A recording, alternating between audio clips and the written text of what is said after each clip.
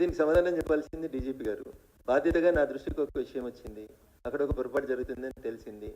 నేను పోయి చర్య తీసుకోవడము, ప్రజలు పోయి చర్య తీసుకోవడం వల్ల కేసులు నమోదు చేసారు.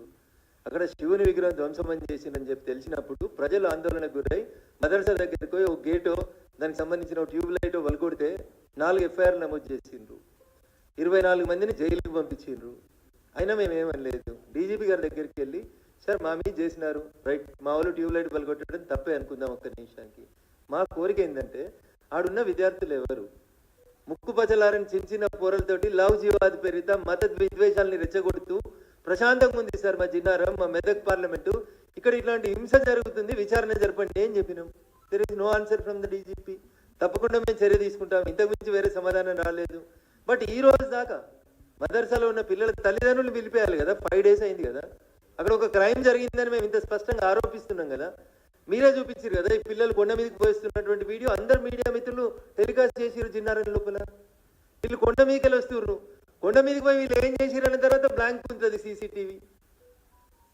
సో అనుమానాన్ని నేను నా దృష్టికి వచ్చిన ఒక నేరానికి సంబంధించిన అంశాన్ని వారు పోలీసు ఉన్నతాధికారి కాబట్టి వారి దృష్టికి తీసుకెళ్ళాను.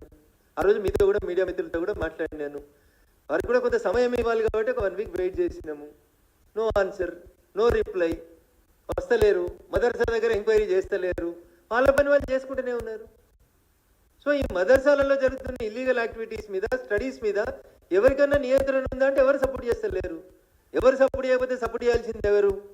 ఈ రాష్ట్రానికి ముఖ్యమంత్రిగా బాధ్యత వహించాల్సింది ఇక్కడ మంచి అయినా చెడైనా ఆయనే కాబట్టి రేవంత్ రెడ్డి గారికి ఒక ఉత్తరం పంపిస్తున్నాం. తర్వాత వారు అడిగినట్టు హోంమంత్రి గారి దగ్గరికి పోయే కంటే ముందు ఒకసారి గవర్నర్ గారి దగ్గర కూడా పోయి మా దగ్గరకు వచ్చిన సమాచారం అంతా వారికి ఇస్తాం. సదాశివపేటలో అయిన ఎఫ్ఐఆర్ ఇస్తాం, జిన్నారంలో అయిన ఎఫ్ఐఆర్లు ఇస్తాం, జరిగిన సంఘటనలన్నీ వారికి దృష్టికి తీసుకెళ్తాం. హోప్ దట్ న్యాయం జరుగుతుందని.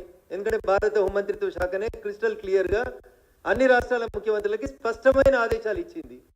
వాళ్ళు యాక్షన్ తీసుకున్నప్పుడు తప్పకుండా ఢిల్లీ హోంమంత్రిత్వ శాఖ దృష్టికి కూడా కాంగ్రెస్ పాలిత రాష్ట్రమైన తెలంగాణలో నా ఒక్క పార్లమెంటు పరిధిలోనే నా దృష్టికి ఇన్ని విషయాలు వచ్చినాయి, వీటిని భారత ప్రభుత్వం దృష్టికి తీసుకెళ్తున్నాను సార్, అప్రోప్రియేట్ యాక్షన్ తీసుకోండి అంటాం. డైరెక్ట్ ఇక్కడ చెప్పకుండా డైరెక్ట్ అక్కడే చెప్తే ఏం జరుగుతుందంటే, ఇక్కడ కాంగ్రెస్ పాలిస్తుంది కాబట్టి బీజేపీ ఎంపీలు ఓరుస్తలేరు, మా మీద పోయి ఢిల్లీలో కంప్లైంట్ చేస్తున్నారు అని ఒక నెగటివ్ ప్రొపగండాకి అవకాశం ఇవ్వకూడదు. కాబట్టి చట్టం తెలిసిన వ్యక్తిగా ప్రొసీజర్ని ఫాలో అవుతూ ముందు డీజీపీ గారిని, తర్వాత హోంమంత్రి గారిని, ఆ తర్వాత గవర్నర్ గారిని, ఆ తర్వాత కేంద్ర హోంమంత్రిత్వ గారి దృష్టికి ఖచ్చితంగా ఈ సమాచారం అంతా తీసుకెళ్తామన్నా.